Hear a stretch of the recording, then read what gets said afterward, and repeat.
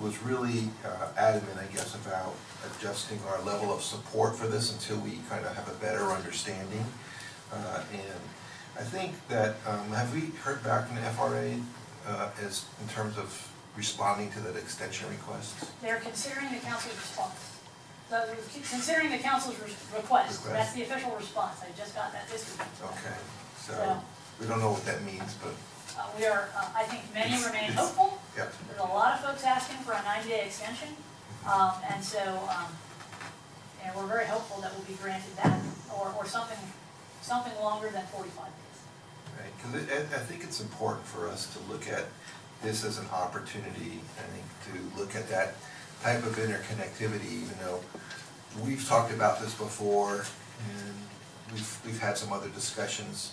I have myself, where the benefit to our community would be to have our movement from communities east and west of us, to be able to enjoy that, but then because of that, we really could have more of use of coming to our beach, coming to our downtown, and would also connect there. I'm glad to see that that connection up there in West Palm, where they do come together. If you really wanted to come to our tri-rail station and jump there and pop across and you could still make it up, that will get used if we have more connectivity to folks to the west and here. Because even right now, we have a pretty good high usage of tri-rail here in the city, and I would say that Lake Worth would be the one for us to try some kind of, I guess, how would you even put that? I guess let us be the guinea pig, so to speak, of that connectivity in that regard, for talking to all of the intermodal relationships that are out there, so that we could let that ridership really realize its full potential, because that would be the synergies I think that I think that we're all looking for, that would be beneficial. We have a lot of folks that do ride the tri-rail here, but so hopefully that will, it's been communicated. If I might just take 1 second here, in the Post on Thursday, May 1st, the President and Chief Development Officer of All Aboard Florida is Michael Renninger. Part of the thing was that in his article he wrote, I'll read it directly out of here, that linking our transportation system to other existing and planned transit in the cities we will serve amplifies the network's effective total mobility picture. And this we see as key to building smart cities of the future. I really appreciated that part in there, and I thought that maybe there was something that was gained from other meetings that we've had for that, because I think this looks like this is going to happen. It could really be beneficial, and I hope that we can all talk about that a little bit more here. That's something our city really needs for that part to work. Kim's heard me say that a few times at the MBA meetings too. Absolutely. That east-west connection. And the opportunity to introduce the tri-rail service. Right. And that's the other piece. If you're looking for a return, perhaps, is that if All Aboard Florida carries the cost of $10. $20. Oh, yeah. Sorry. That's the contribution to the speaker. That's fantastic. Pay up, Kim. No, I'm kidding. If All Aboard Florida carries the cost of double track in the program, we now need a second track to enable commuter service to be accommodated around the corner with the freight. And so if All Aboard Florida is able to advance and construct the second track, it accelerates the ability for coastal link service to be established. And there's not that capital number to be taken down. It'll be in some form of an access fee. I think many would presume it gets funded in some way. But getting it constructed and permitted by another entity, if the goal is to get a faster moving coastal link project, this is a way that can be advanced. And that's why the southern, especially in the southern part of the region, the MPOs, SEFTEC, and DOT and the RTA have been so engaged in discussions related to the All Aboard Florida project, because it accelerates both things at the same time. That's the one I was going to ask. What does that mean to our station? Okay. Sure. So what it means is there have been, you may recall from the MPO discussions, there was a memorandum of understanding that was signed last year, pardon me, that essentially aligns the eight transportation partners related to the Coastal Link project into a more efficient structure. So the 3 MPOs, the 2 regional planning councils, the SFRT, RTA, which operates Tri-Rail, CEFTEC, which is essentially the three MPOs sitting together, the Southern MPOs, and FDOT, are all in an agreement designed to accelerate the negotiations with FEC to allow the Coastal Link project to move forward. There have been some real inconsistencies in dialogue, and from a private sector negotiation perspective, if you don't know where the parties are going to be going forward, those negotiations really can't advance very effectively. And so that MOU kind of set a set of relationships in place among those agencies.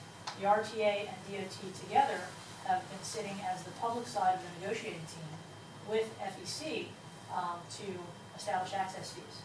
The All Aboard Florida project really kind of catalyzed that discussion because there's been a lot of theoretical planning about commuter rail service on the FEC corridor, but it hasn't engaged the FEC directly. And so this is a chance to have that direct conversation and figure out what's it going to cost, what are the infrastructure improvements necessary. All Aboard Florida stations are being designed to accommodate Tri-Rail trains as well.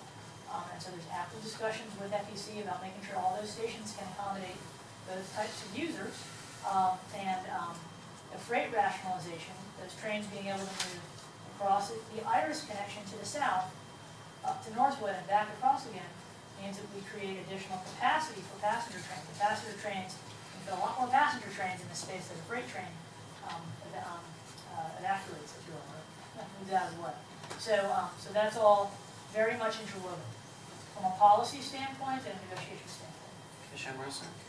I just have one more question. On one of your slides, you have surface frequency, 16 hourly trains in each direction. Is that a minimum or a maximum? You know, do they have the ability to add more? You know, that's just kind of their preliminary numbers? That's a question I wish we had more information about. So it's the company's proposal, and the company has over time indicated that that amount of frequency, which is hourly service, that range of time, and then the speed of the trains, which is a 3-hour headway, if you will, a 3-hour travel time between Miami and Orlando, is the key to securing their target market, which is some daytime travelers. You can make a round trip, and if you miss the 6 o'clock, you can get to 7 o'clock and still get home. So that's kind of the business traveler, as well as the tourist traveler. And they've indicated on a number of occasions that's really the kind of the market they expect. So it's all market driven and very different than commuter rail service where you say, gosh, we got to get these people to work.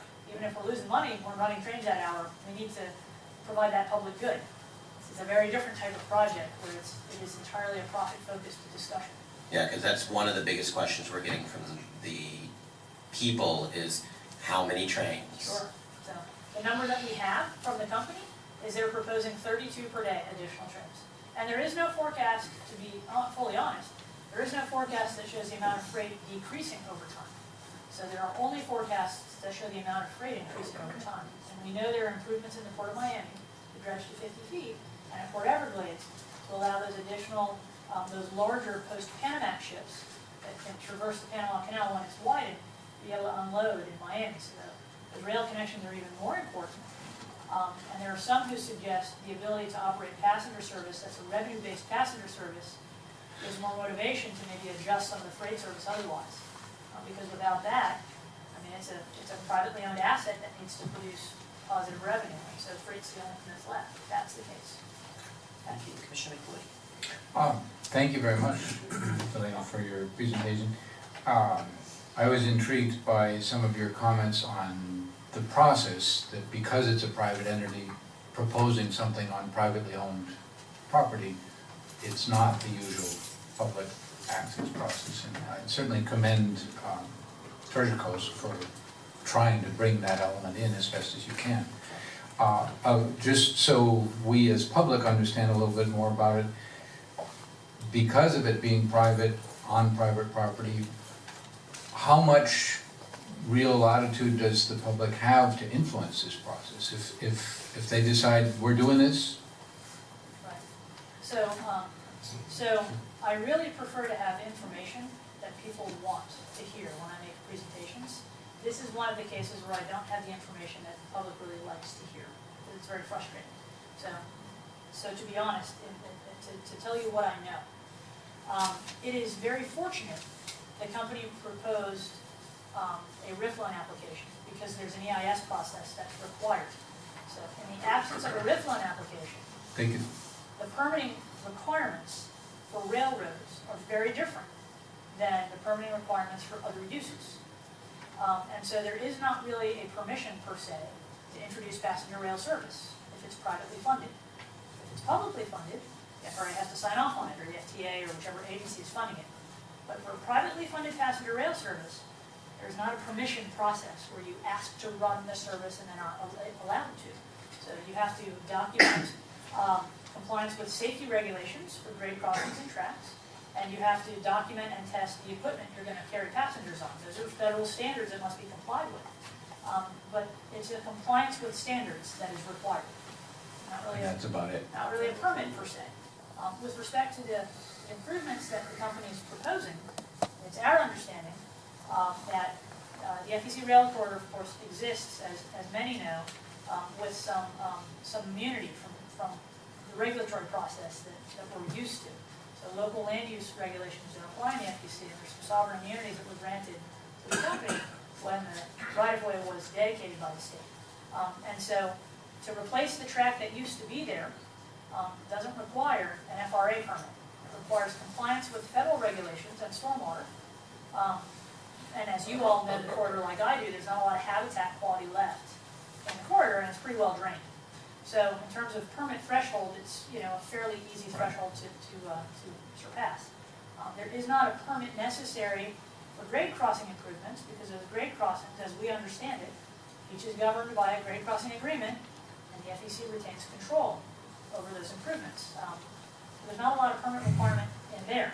There are local government permits necessary for the construction of the stations, and those would fall under the local land use jurisdiction of those cities. And there is likely a higher permitting threshold for the construction of new track along State Road 528. That is a right-of-way that was designed to accommodate rail lines. It's in the state's long-range rail plan. So likely the permit threshold there is a fairly low threshold as well. So that's kind of how the council understands the pieces of the project and the permit requirements that are necessary. There just aren't a lot of permit requirements. And again, in the absence of the EIS, it would be a scattered array of permit requirements that would be tough for the communities to track. So, by the way, there are no permits, as we understand our discussions with the Coast Guard, for the rehabilitation activities proposed at the 3 immovable bridges. Those are in the New River, the Waxahachie River, and St. Lucie River, because the company's proposing to replace a span that was there for 2 of the bridges, and there's no new span proposed for the 3rd. It's all rehabilitation work. And the only actual permits, as we understand it from the Coast Guard, pardon me, are for 6 fixed bridges that will be replaced in Indian River and Brevard counties. And there's not a lot of downside, perhaps locally, for the replacement of bridges that need to be replaced anyway. So that's kind of the picture, if you will, from a permit standpoint. Our understanding, not a lot of permits required. EIS providing, hey, thank you for that. You're welcome. EIS providing really the best opportunity for public issues to be raised in an organized fashion, and for an entity, the FRA, to impose some conditions. Otherwise, there really is there's no discussion about conditions in any of those permit conversations, to our understanding. Follow? Just a little, do you, and this is just, I guess, curiosity as much as anything else, do you get the sense that the company itself recognizes that, it's pretty important to have some degree of public support, and there probably is quite a bit of support. I'm certainly very supportive of trains in principle. It irks a little bit that, they basically can do what they like, and there's not a whole lot of control over it. Do you get the sense that they're voluntarily interested in trying to make it a more public process, or are they sort of depending on your organization to pick up the weight? I wouldn't be able to speak on behalf of the company, right? I mean, I don't know what the company is thinking with respect to its approach to public outreach. It's certainly complying with everything that's required. And I just got an email, in fact, yesterday for I think it was a public meeting scheduled next week in Finch Gardens maybe. And so they've revamped their website. I've seen more op-ed pieces written by company representatives. So, I mean, certainly that's evidence of more More public engagement. outreach. Yeah. I think the company is certainly aware of the concerns that have been raised, because all the correspondence that the council receives from the public or others, we forward to the company as well. And so they're receiving the correspondence that we do, and much of it is negative, and gets more negative going to the north. There's not as much negative discussion to the south, because there are benefits that arrive with the introduction of the project. There aren't those same benefits to the north. So again, I don't know what the company think, that's a company question. And one real short follow-up. So if I understood right, the idea of the Tri-Rail coastal link, that would be to move the whole Tri-Rail service onto the FEC line? Or would it be an additional one to the? It would be additional service. In addition to the existing Tri-Rail service, the latest concept for Tri-Rail's coastal link, and the mayor will be getting an update in June at the MPO meeting, a formal update. The proposal would be to maintain the existing Tri-Rail service and add additional service on the FEC with different points that are interconnecting those two tracks. So we know the Northwood connection I mentioned allows trains to get up to Jupiter. There's a midpoint connection proposed at Pompano as well. That would allow trains to go across in Pompano and into downtown Miami. So for example, getting on the Lake Worth station, you know, we go to the south, cut across in Pompano, and go right into downtown Miami. Or the trains would switch in Pompano. You could stay on the train and go into Miami International Airport. So from a connectivity standpoint, and that concept really spreads the points of access that are available to folks using either Lake Worth's existing station or what would be coming when the corridor was constructed, which is the new station in the downtown. So either of those stations you'd be able to get to pretty much anywhere in Southeast Florida. Right, As long as you're going north-south, coming back to John's point, the east-west axis still remains a problem. And actually, the evaluation process that the Coastal Link project will be undergoing in the next 2 years, the planning process called project development, is required to address all the east-west connections as well. And I should mention, all of the transit agencies are fully engaged in that project, and all the planning for it. So they're anticipating how their service will need to adjust going forward when these stations become active. So how routes need to be adjusted, where they need more frequency, and how they interconnect. Good. So all that's Thank part you of very what's coming up. All right, thank you very much, Kim, Thank you. appreciate it. You're welcome. I will leave your clicker. No, I'll give the clicker back to Pam. I Thank promise not to you. leave with it. There you go. Thank you very much. We appreciate the time that you've taken, and I hope Thank you. everyone appreciated it. You're welcome. Thank you. All right, remember item 12B, we moved to